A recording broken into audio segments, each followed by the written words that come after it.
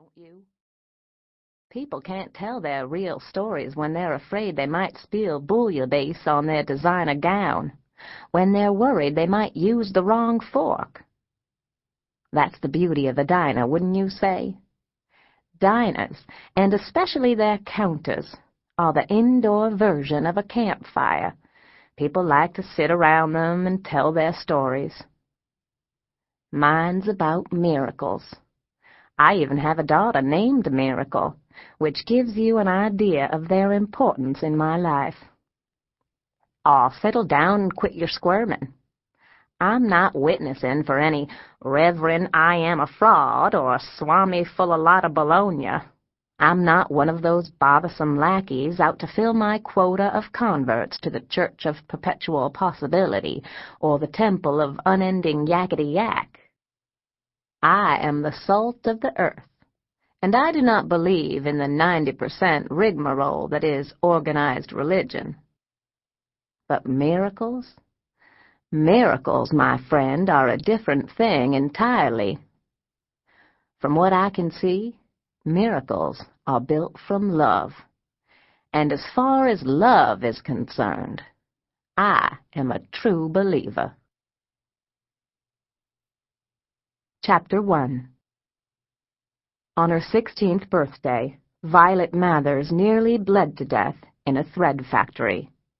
The incident, as it was referred to in the company's 1935 logbook, happened on the graveyard shift, just before break time, when the pounding and the whirring and the squeaking of the machines had crescendoed into a percussion concert conducted by the devil himself. Lamont Travers, the foreman, told her later in the hospital that the worst accidents always happen before break. People can't wait to smoke their cigarettes or drink their coffee and talk about whose man or whose woman had done who the wrongest. Violet hadn't cared about any of that. She wanted only to cut into the marble cake Ray Ann Puffer had brought, wanted only to hear her co-workers raise their tired, smoky voices in a chorus of happy birthday. Excited and jumpy as a puppy with a full bladder, the birthday girl broke the cardinal rule of the Marceline Thread Factory. The cardinal rule printed in capital letters on at least 3 signs posted on the dusty brick walls. Do not attempt to clear or repair the machinery without first turning machinery off.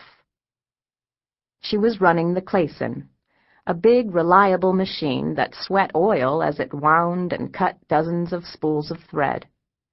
There were women who were possessive of their machines. Lula Wendell even named hers and explained that whenever the machine spit out thread or overwound, it was because Pauletta was on her monthly.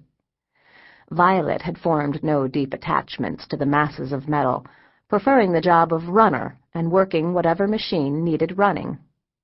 When she ran the Clayson, she felt as if she was wrangling a harmless but stubborn old cow, and it was almost with affection that she scolded the machine when it huffed and burped to a stop.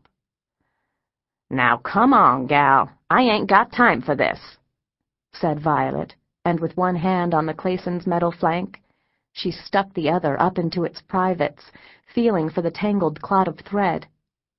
There was a yank then, and the benign old cow turned into a crazed bull, sucking her arm up between its jaws. A flash fire of shock and pain exploded at Violet's elbow joint and in her brain, and just as red-hot was her outrage. "But it's my birthday!" Ray Ann, who was next to Violet on the floor, screamed, and Polly Ball, the only woman on the floor to have gone to college — she would have graduated from UNC Raleigh with a degree in art history had she not been summoned home after her father died — thought, "That's the scream in the Edvard Munch painting." Violet, too, heard the scream, even as she fainted, even as the weight of her falling body helped further tear skin from skin and bone from bone.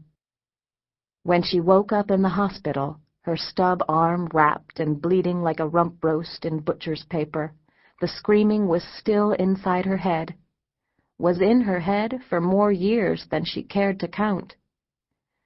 When the morphine curtain lifted on her consciousness, her first thought was, "Some sweet 16th." Violet should have known better. In her short history, she had learned that expectations only deepened the disappointment that inevitably stained every special occasion, not that many were celebrated. In excavating her mind for memories of parties and presents, she'd only been able to dig up those concerning her 6th birthday, when her mother baked her a yellow cake iced with raspberry jelly and gave her a real present to unwrap. It was a rag doll Violet immediately christened Jelly Cakes, commemorating what she told her mother was the best birthday cake and the best birthday doll ever made. The remembrance of that lone celebration was ruined by what her mother did 3 days later, which was to run off with the pharmacist from Henson Drugs. Considering her robust good health, Earline spent a lot of time at the pharmacy window.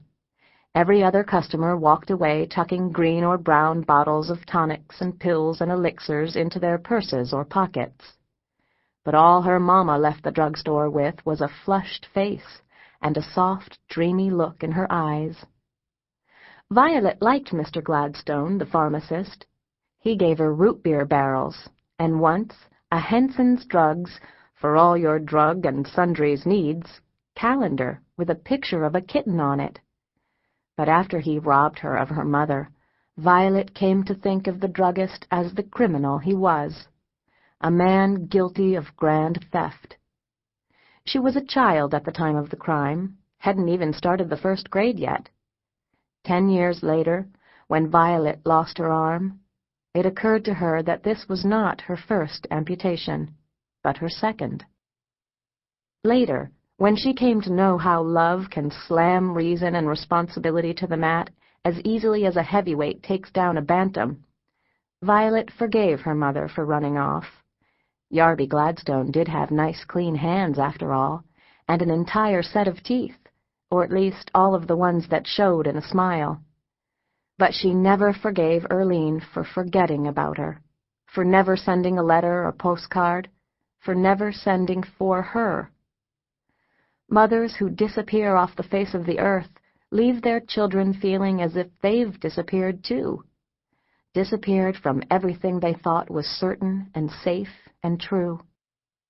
Abandonment can be crueler to a child than death. Violet would rather her mama had died, because at least a grave would have given her a place to visit, something to touch, something to talk to. There were few people in Mount Crawford, Kentucky, surprised by the young Mrs. Mathers taking a permanent leave of absence.